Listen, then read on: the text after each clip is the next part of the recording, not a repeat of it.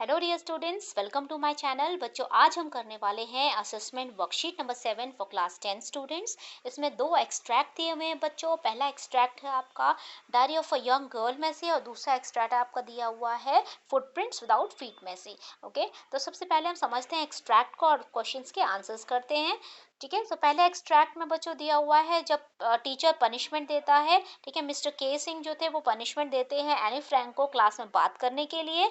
ठीक है, तो बार तो वो पनिशमेंट को लिख लेती हैं, ऐसे को लिख लेती है, लेकिन थर्ड टाइम जब उनको मिलता है तो उनको लगता है कि वो क्या होगा, अब उनके पास आइडियाज नहीं है और कुछ नया इनोवेटिव नया लिखने के लिए टॉपिक के लिए। ठीक है, राइट। तो हम इसको समझते हैं। Mister K Singh had a good laugh at my arguments. Mister जब वो आर्ग्यूमेंट्स हो गई थी किस के सिंह के साथ, जब उन्होंने बोला कि ये जो है उनका उनकी मदर से मिला हुआ गुण है बात करने का, जो वो बात करती हैं वो उसी के कारण बात करती हैं। ठीक है, तो के सिंह जो थे वो बहुत हंसे। But when I proceeded to talk my way through the lesson he assigned me a second essays. जब उन्होंने बात करनी चाहिए नेक्स्ट लेसन के लिए तो क्या क्या उन्होंने असाइन कर दिया उनको दूसरा ऐसे। This time it was supposed to be an incorrigible chatter box. ठीक है, इनकॉरिजिबल का मतलब क्या होता है, नॉट एबल टू रिफॉर्म, और जिसको हम सुधार नहीं सकते। ठीक है, जिसको हम बदल नहीं सकते। तो उनका ये टॉपिक दे दिया था उन्होंने। आई हैंडेड इट इन, तो उन्होंने वो टॉपिक लिख के दे दिया एनी फ्रैंक ने अपनी टीचर को। And mister K Singh had nothing to complain. तो मिस्टर के सिंह ने दोबारा कोई कंप्लेन नहीं किया about the whole 2 lesson. 2 lesson तक उन्होंने कोई कंप्लेन नहीं किया। However during the third lesson, लेकिन थर्ड लेसन के ड्यूरेशन में क्या हुआ, he had finally had enough. तो उन्होंने फाइनली क्या कर कहा, Anne Frank as a punishment for talking in class, बात करने के लिए क्लास में राइट एन ऐसे। ठीक है, आपको एक ऐसे लिखना पड़ेगा और उसका टाइटल क्या रहेगा, quack quack quack said mistress chat box. Chatter box, ठीक है, चैटर बॉक्स क्या होता है, बहुत बातें करने वाला। क्वैक क्वैक डक की आवाज, है ना। तो उन्होंने बोला कि ये आपका पूरा टॉपिक है और इसके ऊपर आपको क्या करना है, ऐसे लिखना है। और वो ऐसे किसके ऊपर था, एनी फ्रैंक को खुद के ऊपर ही लिखना था। राइट, तो ये है आपका एक्सट्रैक्ट का मतलब। देखिए क्वेश्चन नंबर 1 आपका है, what convincing argument was made by any. Any ने क्या कन्विंसिंग आर्ग्यूमेंट दिया था। ठीक है, क्या तर्क दिया था उन्होंने अपने टीचर को उनके बात करने के बिहेवियर के लिए। तो उन्होंने कहा that she had inherited the trait from her mother so couldn't stop being talkative. ठीक है, तो उन्होंने कहा कि ये जो है गुण ये मेरी मदर से आया हुआ है, इनहेरिटेंट है, इनहेरिटेड है, और मैं इसको रोक नहीं सकती हूँ। ठीक है, तो उनके टीचर इस बात पे बहुत हंसे। सेकंड आपका टॉपिक, सेकंड क्वेश्चन है, what does had a good laugh imply in the context of Mr. K Singh?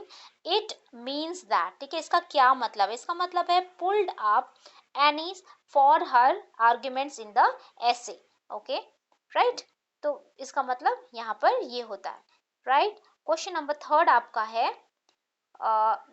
Sorry इसका मतलब है realised the humour in it and was amuse. ठीक है, तो उनको इसमें ह्यूमर फील हुआ यहाँ पर, और उन्होंने क्या किया, और उनको बहुत ही ज्यादा वो हैरान हुए उनके इस बिहेवियर से, उनके इस तर्क से, है ना। क्वेश्चन नंबर थर्ड है, based on this extract pick the options with a list of a word that best describe Mr. K Singh. Mr. K Singh को जो best describe करता, मिस्टर के सिंह टॉलरेंट थे और स्ट्रिक्ट भी थे। ठीक है, तो वो क्योंकि हंस भी रहे थे, ठीक है, उसके आर्ग्यूमेंट पर वो हंसे भी और वो स्ट्रिक्ट भी थे। ठीक है, क्योंकि वो बात करना बर्दाश्त नहीं करते थे, अपने क्लास में कोई उनकी बात करे तो वो बर्दाश्त नहीं करते थे। ठीक है, क्वेश्चन नंबर आपका फोर्थ है, what was the first title that के mister K Singh chose for any two right on. सबसे पहला टॉपिक क्या था उनका, सबसे पहला टॉपिक था अ चैटर बॉक्स।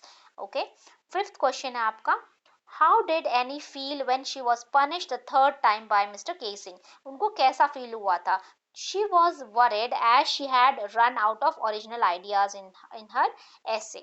ठीक है, तो आपका आंसर हो जाएगा सी। Okay, right. अब हम बढ़ते हैं बी पार्ट की तरफ, जो है आपका फुटप्रिंट्स विदाउट फीट में से।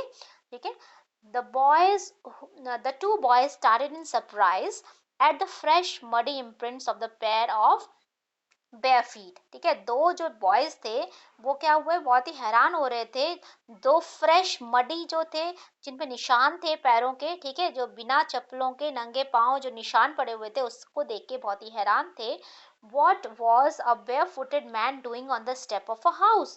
देखो घर की जो सीढ़ियां हैं वहां पर barefooted man की पैरों के छाप है वहां पर, ठीक है। तो वो कह रहे कि वो ये आदमी यहाँ पे क्या करने आया है, in the middle of the London, ठीक है, लंदन के मिडिल में। And where was the man, और ये मैन कहाँ चला गया, कहाँ था ये आदमी। As they gazed a remarkable sight met their eyes, ठीक है। तो जैसे ही उन्होंने देखा, ये रिमार्केबल बहुत ही ज्यादा हैरान करने वाला दृश्य था, ठीक है। अ fresh foot mark appeared from nowhere, और फ्रेश फुट मार्क कहाँ से अपियर हो रहे हैं, फ्रॉम नोवेयर, कहीं से नहीं। Further footprints followed one another, one after another, और फुटप्रिंट्स के एक के पीछे एक वहां पे निशान है। Descending the steps and progressing down the street, और स्ट्रीट की तरफ जाते हुए, मूव करते हुए, है ना। द बॉयज फॉलोड फैसिनेटेड, वो बहुत ही हैरान है, फैसिनेट है कि भाई ऐसा कैसे हो गया इतनी ठंड में, ऐसे में कोई बेयर फुटेड कैसे है, ठीक है। और ये निशान जो है, इसके स्टेप्स जो थे वो कहाँ से आ रहे हैं, वो स्टेप्स से कहाँ जा रहे हैं, मार्केट की तरफ जा रहे हैं, है ना। until the muddy impressions became fainter and fainter, और उसके बाद क्या हो रहा है, वो निशान क्या हो रहे हैं, धीरे धीरे कम होते जा रहे हैं। And at last disappeared altogether, और उसके बाद वो गायब हो गए, ठीक है, राइट। तो पढ़ते हैं क्वेश्चन नंबर 6। क्वेश्चन नंबर 6 है, why were the boys surprise to see the a barefooted man in London, ठीक है। तो जो बच्चे थे, जो बॉयज थे, वो सरप्राइज क्यों हो गए बेयरफुटेड मैन को देखकर लंदन में, ठीक है। The boys were surprised as it was pretty cold to move around bare feet, ठीक है। बहुत ही हैरान हो रहे थे क्योंकि बहुत ही कोल्ड था, जिसके कारण कोई भी बेयरफुटेड नहीं था वहां पर, ठीक है। उस टाइम वहां पे बहुत ही ज्यादा ठंड पड़ रही थी। क्वेश्चन नंबर 7 है आपका, where did the boys first see the footprints, तो क्लियर है आपको शीट, वर्कशीट में से इसमें लिखा हुआ था, ठीक है, on the step of a house, ठीक है। करेक्ट आंसर आपका हो जाएगा on the step of the house. Question number 8 है, choose an option that is synonym of the word progressing, progressing का मतलब होता है मूव होना, ठीक है। तो इसका आंसर हो जाएगा आपका मूविंग।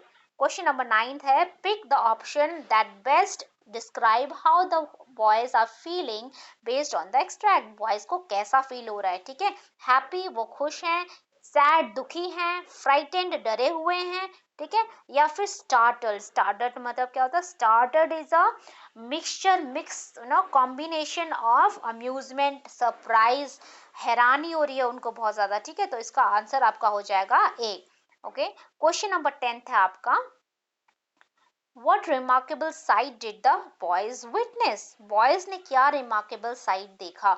उन्होंने ये देखा कि fresh muddy footprints appeared in front of them out of nowhere, ठीक है। सामने की तरफ से footprints appear हुए और कहाँ पर चले गए, और इनविजिबल हो गए, ठीक है, और फ्रेश है बिल्कुल, और कौन आदमी आ रहा है वहां से उनको दिखाई बिल्कुल भी नहीं दिया, राइट। इस बात से वो बहुत ही ज्यादा हैरान थे, और यही चीज उन्होंने देखी थी। इसके वो विटनेस मतलब क्या होता है, गवाह, इस बात के वो गवाह थे कि उन्होंने सामने से देखा कि कोई फुटप्रिंट्स वहां पे आ रहे हैं, लेकिन वहां पे वो इंसान नहीं दिखाई दे रहा, यानी कि वो जो था, वो आदमी क्या था, इनविजिबल था, राइट।